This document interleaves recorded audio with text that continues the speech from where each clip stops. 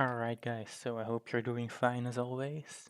I'm making another quick video. This time it's on Coinank and how I use Coinank, which indicators I use on Coinank, and how it can help you in your trading to get a bit more insight in the market. So first of all, we're on the coinank.com app. I recommend making an account there. It's completely free. There's no affiliation. It's just a very useful tool. Once you have an account, you go to the Superchart Pro, and then you just get the charts. So this is pretty much similar to TradingView, just another company and a few different indicators. On Coinank, I usually use the 1 hour time frame, also the 13 and the 15, not really the 5 and the 1 minute as I do my charting still on TradingView, but I use Coinank to look a little bit deeper into the markets and get a general overview about the market sentiment and where we could be going. So once we have Coinank open, you could choose your coins like any other. I'm right now on the Bitcoin USDT. I prefer using Binance on Coinank. Reasoning is let's say most of the volume is taking place on Binance, so it's good to have the Binance chart open. Usually I'm sitting on the normal candles.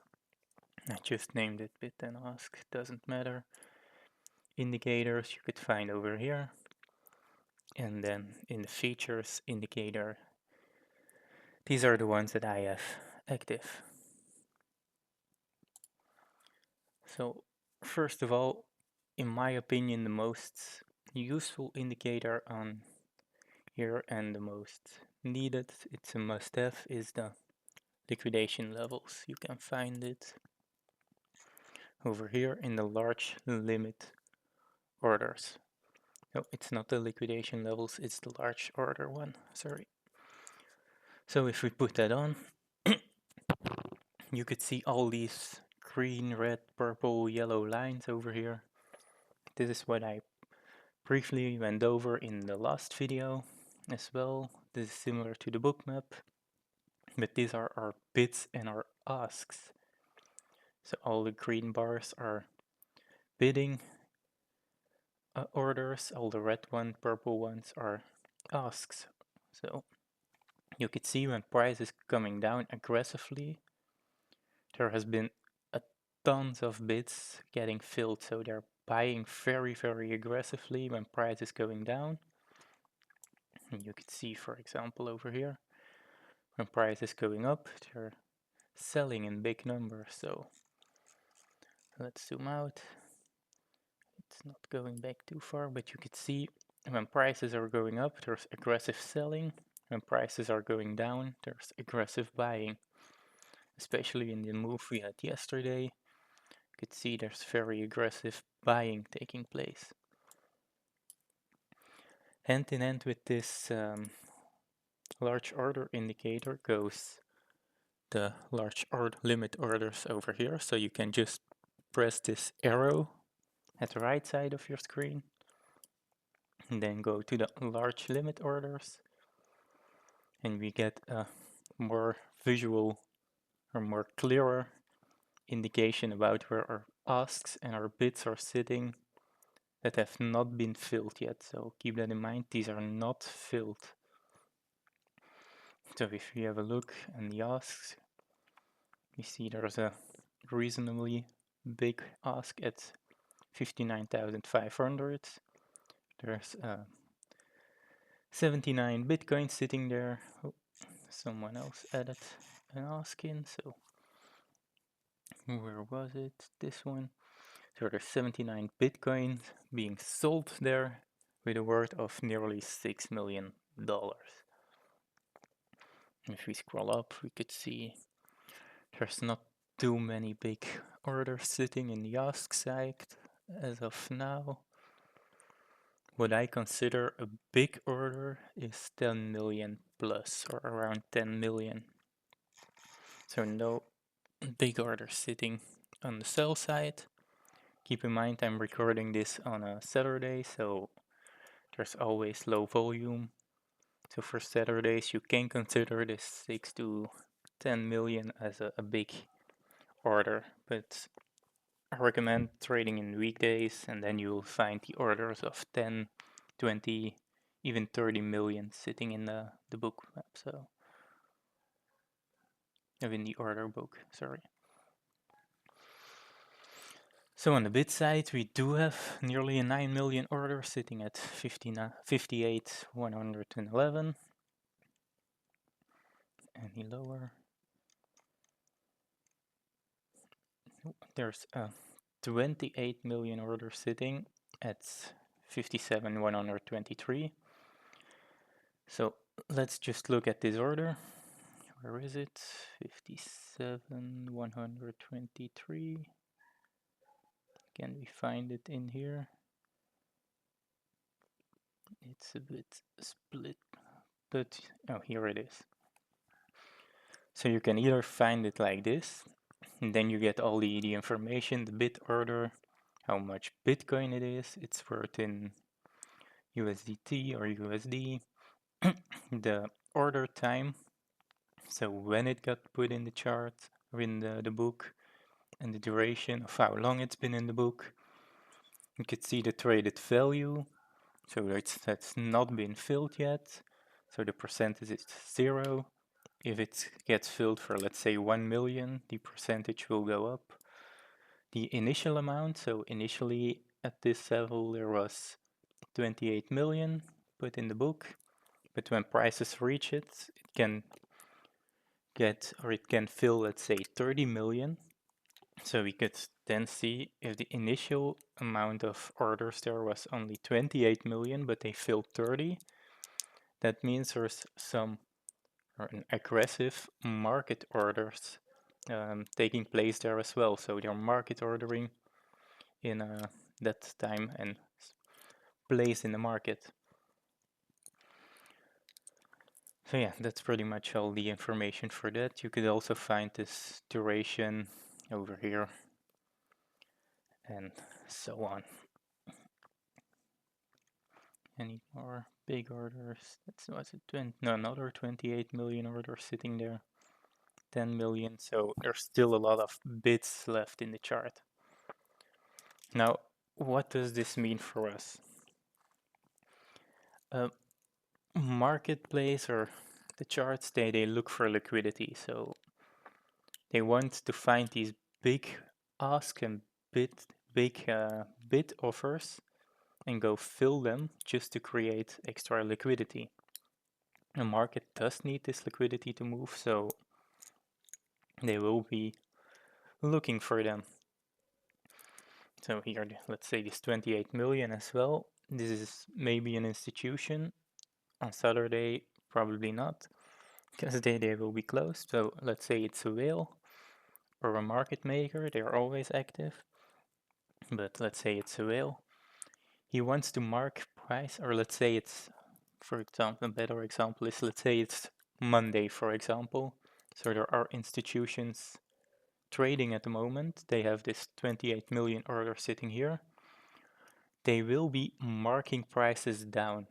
So they will try and manipulate prices down, as does market maker.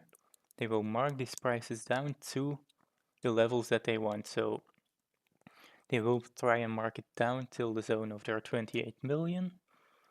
And then that order can get filled by retail. So retail is selling in fear. They are buying what retail is selling in fear.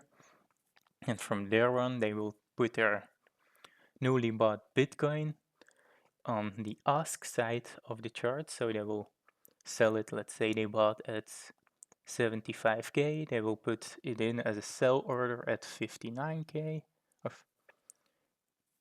They bought at 75, no, 57. Jeez, English. At 57k, they sell at 59k. So we will see their orders appearing on the sell side. So then they will try and mark prices back up So retail gets excited and jumps back in, and they buy the Bitcoin that the institutions are selling. So generally, we want to see, or we do see markets trending to the side that is most heavy on either the bids or the asks. So if there's more and bigger asks, we can see a market usually trending upwards towards them. If we see a bigger amount in the bids, we will usually trend down to them. But keep in mind, today when I'm recording this, it's weekend. So weekend has usually its own rules and an extra form of manipulation. So keep that in mind that it's best to implement this on weekdays when we know the institutions are active. So also a big order can appear any moment in the book, so keep that in mind as well, that they can out of nowhere add a 50 million ask order, for example, so we can reverse and go to it. So that's that. We also have this tool over here, the large limit order statistics. So we click on that. What I like to do is, for now at nearly 59, so let's say 61, around 61, so around 61, I take 2k above, and 56, so, and around 2k below. You just have to play a little bit with it, but I prefer to use an even amount above the current price and even amount below the current price. Then we get this box appearing over here, and you could see the different statistics of the different exchanges. So Bybit, OKX, Coinbase, and that's it. So the spots and the perpetual bids and asks. So you could see the buy turnover, the sell turnover, their trading delta, the bid turnover, the ask turnover, the bid ask delta, and the average prices of buying and the average prices of selling. So what's important for us here is, at least in my opinion, we could see they're buying more or more actively than they're selling. The delta is positive, so there's more active buying happening. So we know the prices are going down, but they're buying more aggressively than they're selling. So we know they're looking for the long term, they're buying, so they eventually need price to go up in order to sell these. So same for the bids and asks. There's currently more bids in the chart, so in the book, than there are asks. So they're still more more willing to buy than they're willing to sell at the moment. So knowing this on weekdays, again, keep that in mind, we want to do this on weekdays. So knowing this, that there are still more buys sitting in the book, we can expect prices to keep the trend downwards. Nevertheless, again, they can add another big order anytime so that it can flip around, or they can pull their bids and put their asks in, so it can flip around every time, but we can only use this as our general idea of where the market is going. Right, so that was pretty much the large orders. It's the most important indicator on here in my opinion, and it's pretty much a must-have in your trading analysis. I only use this for Bitcoin, by the way, as most or pretty much all coins just follow Bitcoin. I look at the sentiment of Bitcoin, where will Bitcoin be going, or where are we most likely of going, and then I know that for the altcoins, they will just follow the same direction. Second most important indicator is the liquidation levels. So if I activate this, You could see all these lines appearing in the different colors. So these are liquidation levels. So we could see people that got liquidated here. To know all these colors, I like to keep my settings open here and keep it right next to the chart. So we could see high leverage liquidations, and along it's the red colors, so over here for example. For a short it's green colors, let's say over here. That's high leverage.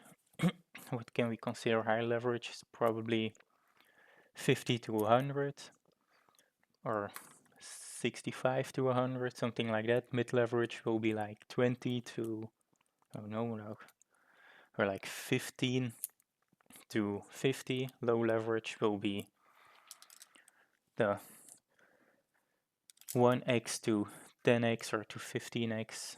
It's not quite defined what low leverage really is.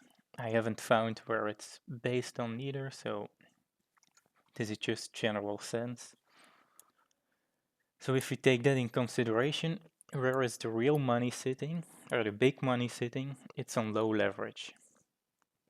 So let's say we have a 1000 USDT position on 100 leverage. That means you're only putting in $10. But on 2x leverage, that means there's $500 there. So for a $1,000 USDT position. So they really want to look for the low leverage liquidations, as that's where the most margin is sitting.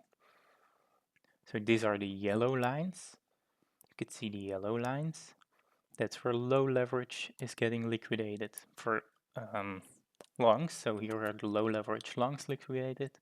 And the purple ones is where low leverage shorts are liquidated. Over here. So if we look on the dump we had yesterday, there was a lot of low leverage positions being liquidated.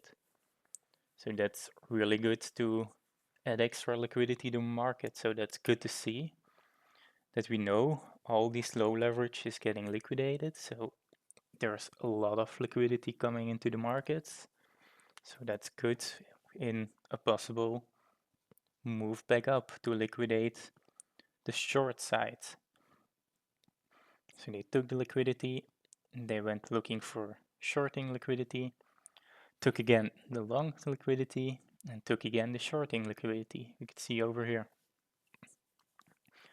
So what you really want to see is them targeting low leveraged liquidity. So this can be used to see where are the low leveraged liquidities sitting. So there's right now sitting some at 58,282. There's sitting some at 57 and so on. Same in the move up. These bars just show how much the liquidations were or how many and so on. So this is pretty much a liquidity heat map. I'm quite sure most of you guys out there are familiar with liquidity heat maps, but you do have this on Coinank as well. So what else do we have? We have, for example, an anchored VWAP. I personally don't really use the VWAP. If you use VWAPs, it's in there. We have our volume session profiles. So these are our session profiles. If we zoom in, maybe I'll go to like a 15-minute time frame. So here we have all our information about our session profiles. We have our point of control indicated by the white bar. So that's also the important zones we want to know. It's the point of control. For those who don't know what the point of control is, it's just a price level where most of the trading happened in that session. So we have the most trading volume there, meaning that there's also, or that people are most happy to be in that zone. That's bids and ask, or buyers and sellers are both happy in this zone to buy and sell. So we see the most volume there and also usually a lot of liquidity. The point of control usually acts as a strong zone or strong support, strong resistance, and if it gets broken, it's either a very good bullish move or a very good bearish move.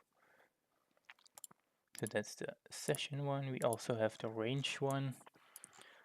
So this one, the range session of the range of volume profiles, you can decide your own range. So let's say I want to see it for just this range.